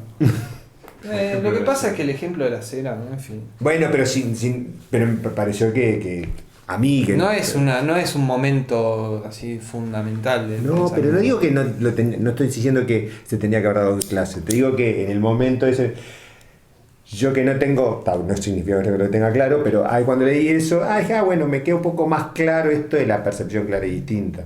Ujú. Nada más. Lo definen. No, tomo eso que estás diciendo como un aporte para el futuro. Tomo eso que estás diciendo como un aporte para el futuro, gracias. Yo por ese lado no me había detenido porque le doy... Porque viste que la percepción clara y distinta no está tan clara y distinta. No, obviamente. No, eso fue parte de lo que trabajamos, ¿no? Eso Claro. fue parte de lo que Pero trabajamos. él no lo define, lo leí por ahí. Sí, lo define creo que en las respuestas a las objeciones. O en el no sé cuánto filosófico, o otro libro que se me olvidó. Principios de la filosofía. En ese, no lo define ahí. No sé. Me parece. Yo me especializo en meditaciones metafísicas Claro. y bueno, está. Y ya ahí tengo bastante. Y creo que es un texto que se autocontiene. Sí, que lo podés leer de Que da vuelta como para trabajar eso Y no son tantas páginas si lo lees de vuelta y decís, epa, mirá. Sí. Oh, mirá, esto no lo había visto. Sí, tal cual. A mí me pasó eso con el discurso, ¿no? Y Que yo es estoy mucho más encantado accesible. ahora de que tengo que corregir los parciales, porque yo disfruto la corrección de los Bueno, parciales. el mío es... el mío. No, pero en el buen No te sentido. esmeres demasiado. En el buen sentido, no, pero en el buen sentido, ¿saben No, por yo qué? también te lo digo en el buen Porque sentido, yo le sobre todo en pregunto buen sentido para cosas mí. a ustedes que me pregunto yo a mí mismo. Sí, Ah, esa es la doble Yo función. le de la pregunto a docente. ustedes cosas que me pregunto yo a mí mismo. En fin. Obvio. En fin. No sé, Genófanes. A mí igual el sí. tema cristianismo en particular y religión me apasiona como tema. El problema de Dios me apasiona como tema. Bien, vas bien. De Eso hecho, es hay filosófico. un par de libritos que se llama ¿Quién escribió la Biblia? Que tengo 2 o 3 de esos que están buenísimos. Porque hablan de los 2 textos que están metidos, cómo la Biblia es realmente un rejunte de cosas que hubo alguien que lo compiló y después dijo, bueno, esto es la Biblia. Sí, primero están los, ¿cómo es que se llaman? Los yavistas. ¿Yavistas? ¿Puede ser? El texto I, Sí. el texto I es ese, de Y ya vistas. Claro. Y el otro texto, no me acuerdo cuál es. Están los yavistas, que son la tradición, lo que formaron el Antiguo Testamento, y después está todo el proceso de construcción del Nuevo Testamento, ¿no? Que ahí sí metió mano todo el mundo. Y está, ojo. Igual este libro se ojo, refiere más que nada al Viejo Testamento, Ojo. que aún ahí también hay dos textos. Ah, sí, sí. Ojo que también está Porque están los toda la arenistas que también doxografía hacen su y aporte. la arqueología, que esa y no tenés con qué darle. Cuando encontrarte un texto que en algunos momentos se pensaba que era dudoso y encontrar arqueológicamente textos que dicen, mirá, Sí, hace el tema es 3000 que- años lo escribían igualito a como lo están escribiendo El tema ahora. es que hay muchas de esas cosas que también se saben y necesariamente no se dan a conocer para no ir en contra del claro. status quo de lo que se ha No, está. establecido. Y- Andate al bueno, museo del- perdón que nos fuimos al carajo, ellos nos van a matar. El museo de en Jerusalén y Bueno, se te caen las volvamos. Genófanes. Después Genófanes se le atribuye una obra Perificios, una obra sobre la naturaleza. Y en esta habla de los cuerpos celestes y sí, perificios. Y de la cosmogonía y todo eso, pero no es brillante en absoluto. Y hay quien dice que es un disparate atribuirle un perificios a Genófanes, y es un disparate atribuirle estas tesis físicas a Genófanes, y yo tiendo a compartir eso. Vos sí que un choreo. No, lo que pienso es que Genófanes hizo poesía, y después los doxógrafos, en su hambre de encontrar opiniones antiguas sobre temas, deformaron las cosas. Y voy a leer a Bernabé, porque el que me apadrina un poco en esta idea es Bernabé. Página. Y Bernabé, ya te digo, Bernabé hace una broma, pero que es muy seria. Es muy seria. Esa es la más divertida. Y muy buena. Sí, son las mejores, ¿no? Los doxógrafos, Leo, Perdón, página ¿quién? 121. Ah, casi al final de Genófanes. Los doxógrafos nos presentan a Genófanes como autor de una serie de doctrinas físicas que sin duda han sido no poco deformadas por la tradición. Piénsese en cuánto puede desfigurar un conjunto de metáforas poéticas un coleccionista de doxai u opiniones físicas que las sitúa al nivel, por ejemplo, de las doctrinas de los milesios. Por hacernos una idea, sería como si alguien tomara de esos versos del canto general de Neruda que se refieren a los minerales. Leo, la hulla brillaba de resplandores negros como el total reverso de la nieve, negro hielo enquistado en la secreta tormenta inmóvil de la tierra, como si alguien sacara de eso una noticia que dijera, Neruda dice que la hulla se forma del hielo. Así de bruto era. Así de bruto. O sea, estos fragmentos físicos que se le atribuyen a Genófanes y que se asocian a un supuesto perificios de Genófanes, posiblemente sean tergiversaciones de doxógrafos que no entendieron de qué iba la poesía en cuestión. Y yo tiendo a suscribir eso porque es horrenda y no es original tampoco. Es una parte bastante pobre de su pensamiento. Pienso yo más bien que él era un rapsoda. Los rapsodas estaban íntimamente involucrados con el tema del canto de la divinidad, el canto de los dioses. Ese era su trabajo, el canto de la divinidad. Y él, como rapsoda, era original, tenía su propia concepción de la divinidad, y yo considero que ahí se circunscribe la figura de Genófanes, que se termina absorbiendo en su función de rapsoda, y que básicamente el pensamiento de Genófanes es un pensamiento teológico. Por eso todos estos fragmentos físicos a mí me parece que son dudosos. Y Bernabé me apoya en eso. Ahora, dentro dentro del tema teológico, para los griegos y para Genófanes, no es una excepción en esto, entra el tema de lo humano y de la asimetría entre lo humano y el Dios. Ya vimos que Genófanes decía que el Dios, en cuanto nous, no era semejante al hombre, en cuanto nous, no era semejante al hombre en pensamiento. El pensamiento en Dios es una cosa y el pensamiento en el hombre es algo totalmente distinto. Eso ya lo vimos. Pero esto tiene un refinamiento después, porque resulta que Dios, todo Él ve, todo Él oye, todo Él piensa, todo Él sabe, todo Él crea con su pensamiento. El pensamiento crea. Fíjense qué idea esta.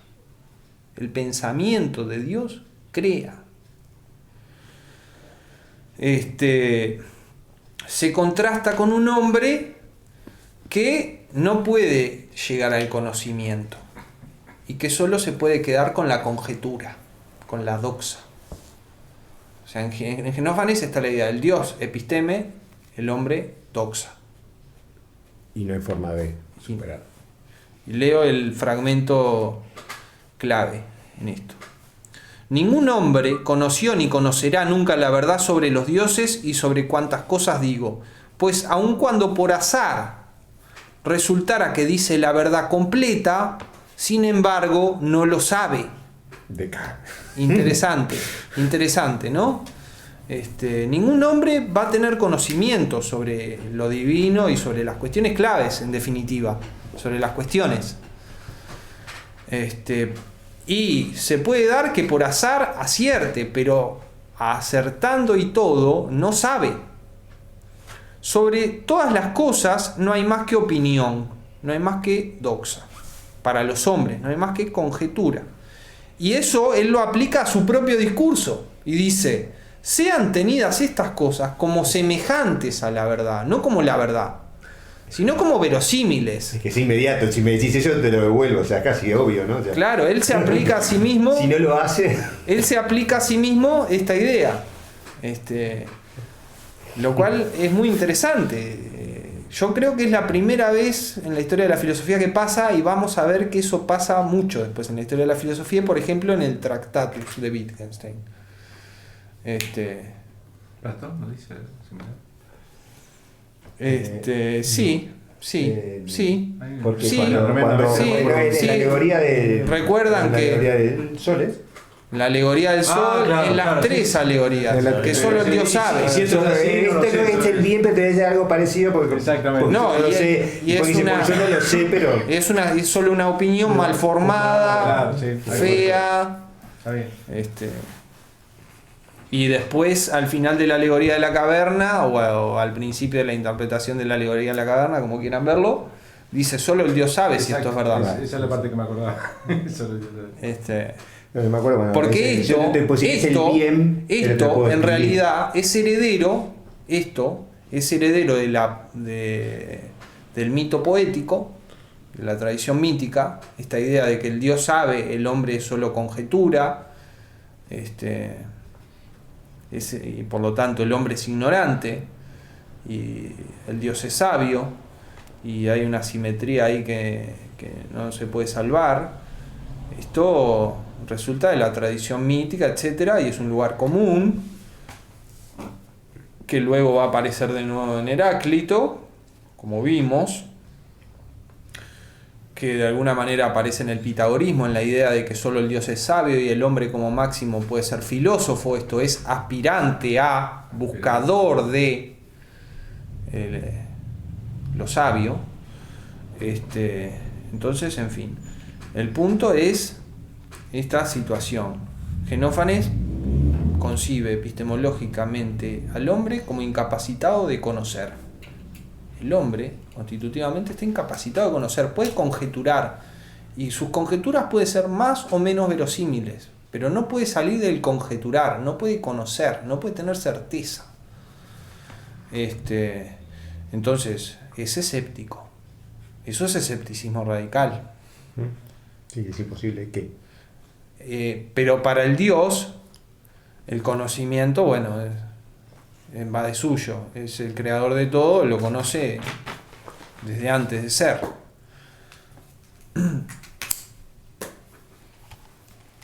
Con lo cual tenemos una especie de paradoja, ¿no? Conoce que las cosas son antes de que sean. Bueno, sí. Pero Dios, ¿no? Sí, ahí sí. Sí, no sé si es una paradoja, pero por lo menos es un pensamiento un poco extraño. Es un pensamiento un poco extraño.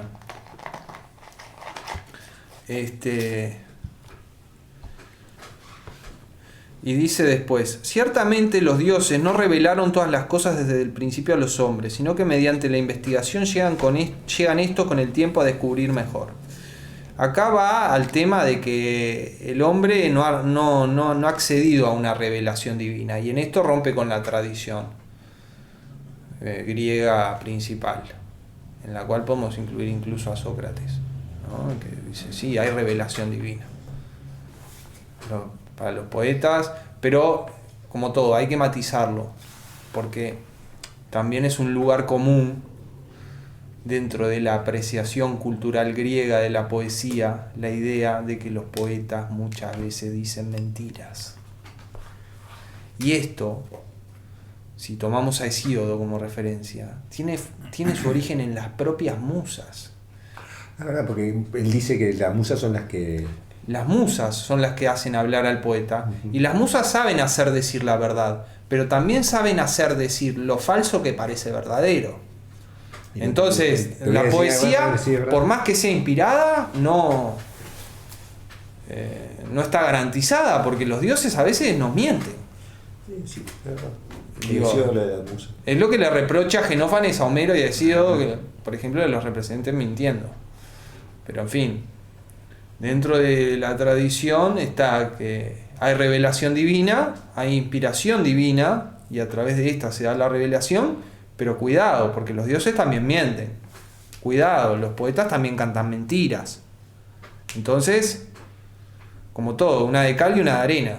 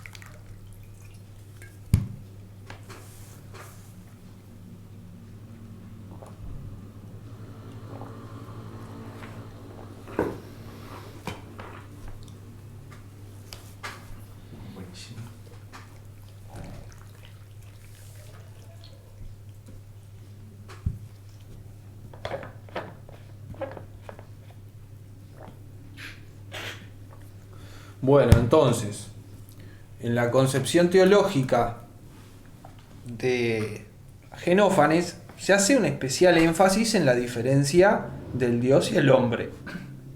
El Dios es uno, es el todo, es una esfera, es inteligente, es un nous, conoce todo, dirige todo con el solo pensamiento. Y quiero que guardemos esta idea, ¿no? La idea del poder causal del pensamiento, porque no es una idea poco importante, es una idea clave de la tradición occidental, que está involucrada, por ejemplo, si vamos al tema de las clases de filosofía teórica 1, bueno, cómo la mente manda al cuerpo a través de los pensamientos, cómo los pensamientos de la mente, cómo es que yo piense que deseo que mi brazo se mueve causa que mi brazo se mueva, ¿no? Cómo un pensamiento causa movimiento, un fenómeno físico.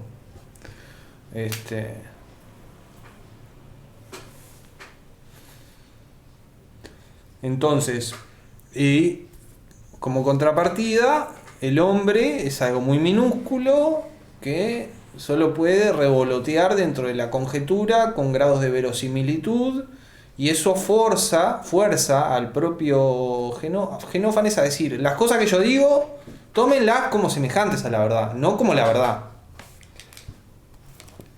Lo cual es un gesto de grandeza intelectual. Y de evitar No. que me lo critiquen, ¿no? O sea, bueno, porque, insisto, si me decís eso, inmediatamente te retruco, bueno, entonces lo que vos me estás diciendo, ¿no? O sea, yo digo, todo lo que yo te digo es verdad. Sí, pero tú en el siglo XXI, No, a está ver, bien. la reflexión en el pensamiento fue algo que ¿Vos decís? se cocinó a fuego lento en la historia. La reflexión.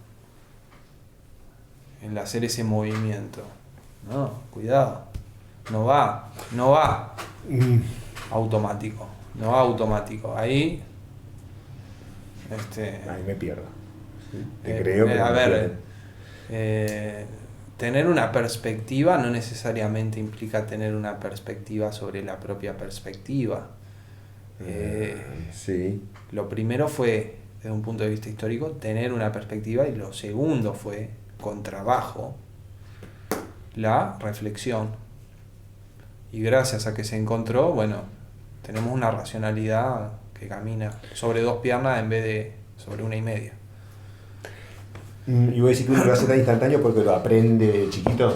¿Cómo? Uno, porque eso es como, no sé, no necesitas estudiar para eso. Es casi que cualquier discusión entre amigos, o sea, planteas algo así, enseguida te hacen la devolución. Pero ¿entendés? hoy, en el siglo XXI... Pero por eso te digo, ¿crees que eso es algo que se aprende desde chiquito? Como que, ¿entendés? O sea, porque no me digas que es genético, o sea, o sí. La dialéctica en algún momento surgió. Está bien. Y creo que a lo que te estás refiriendo es básicamente es a la dialéctica. Sí, bien, es cierto, es un ejercicio dialéctico, no hay duda. Pero, no importa. Después No importa, sí. Lo que- importa, este la- es un taller de filosofía. La pregunta es esta. El ejercicio dialéctico como tal, que yo incluso creo que uno cotidianamente lo ve en cualquier conversación de boliche, vos decís que es un ejercicio que se fue adquiriendo con los siglos. Ni la menor duda, éramos monos. No lo niego eso, pero Éramos lo que digo que hoy en por día favor. este ejercicio... Comíamos la banana sin pelarla. Está bien, pero... Comíamos las bananas sin pelarla, no comíamos hasta la cáscara de la banana. O sea, imagínate de dónde venimos.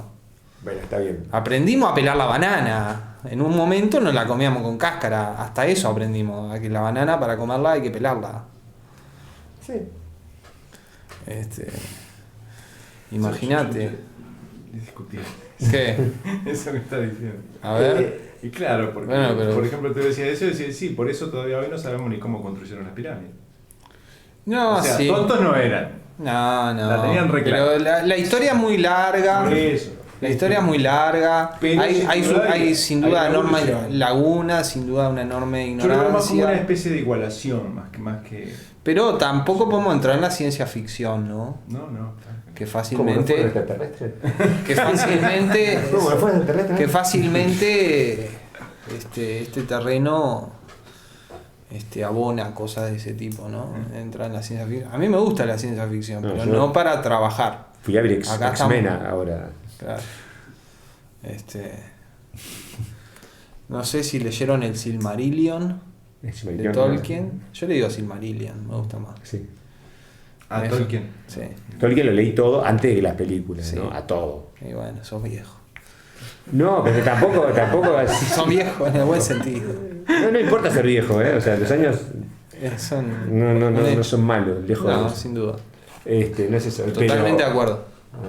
tampoco lo leí hace tanto, pero lo leí antes que las Lo leíste antes de las películas porque viviste mucho tiempo antes de las películas. A eso voy. No, porque tengo una amiga que, como te digo, que me gusta toda la mitología y todo eso, me dice, no leíste a Tolkien.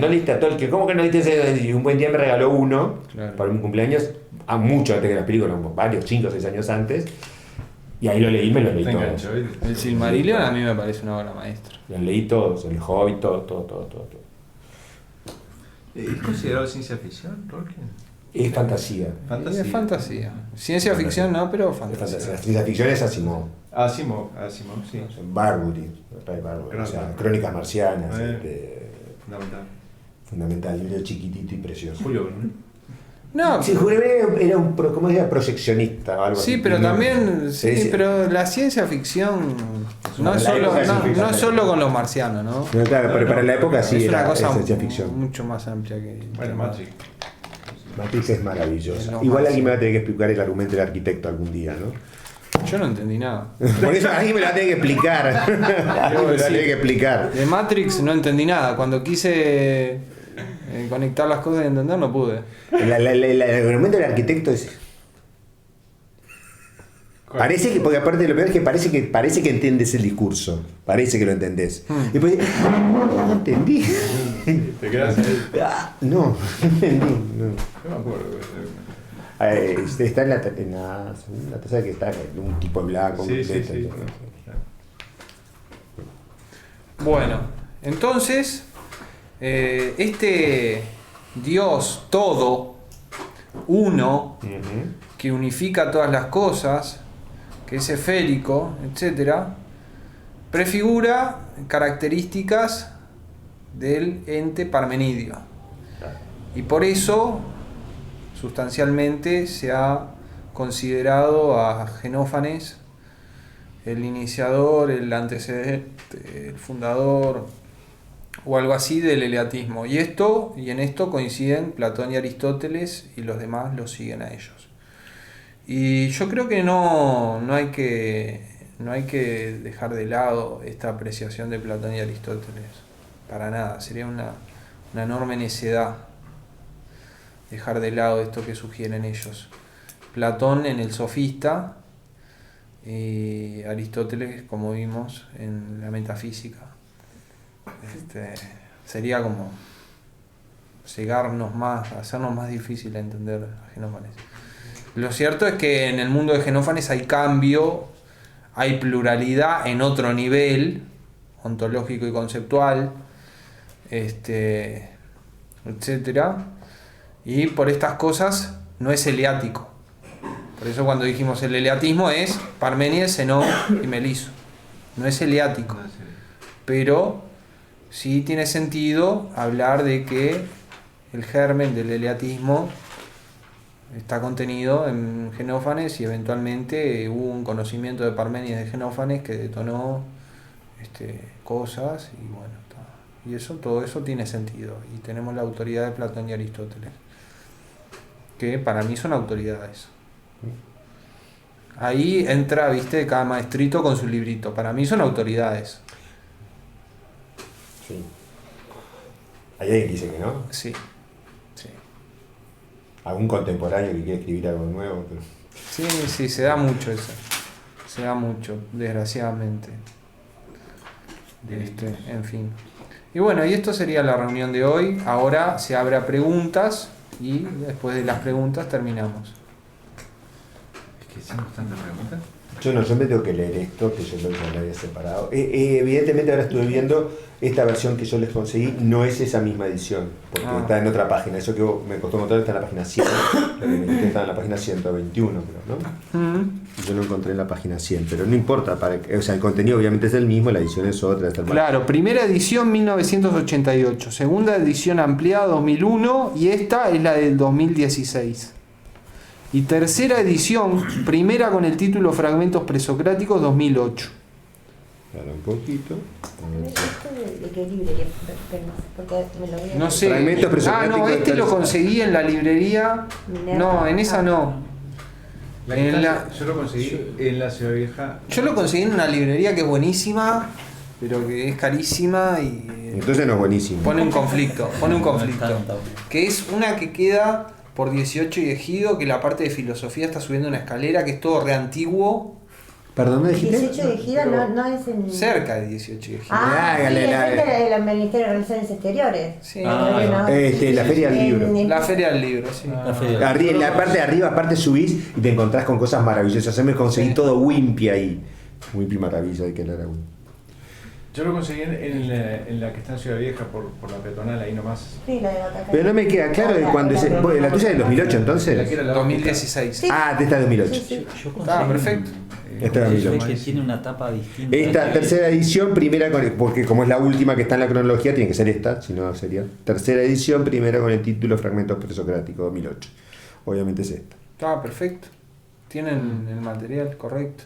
No, que el libro es correcto, pero no se corresponde con Bueno, y con respecto a Genófanes, tenemos un tratado de un pseudo Aristóteles, que se lo pone como una obra menor de Aristóteles, que es sobre Meliso, Genófanes y Gorgias. Y es de un pseudo Aristóteles, supuestamente es del siglo I después de Cristo, y lo que hace es eleatizar a Genófanes. Y por eso este testimonio no es válido, pero si queremos hacer un estudio exhaustivo de Genófanes, tenemos que saber también esto. Pero cuando decís pseudo Aristóteles, ¿es porque no lo escribió Aristóteles o porque... Y se le atribuyó a Y se Aristóteles. le atribuyó a Aristóteles. Y se parece a Aristóteles. Esas son las características de los pseudo tales o cuales. Bueno, ¿preguntas? Yo no sé si tengo preguntas porque lo que dijiste fue todo muy claro. Yo hubiese venido con background, capaz que sí. Hoy vine con... Bueno, entonces Para mí estuvo terminamos. clarísimo.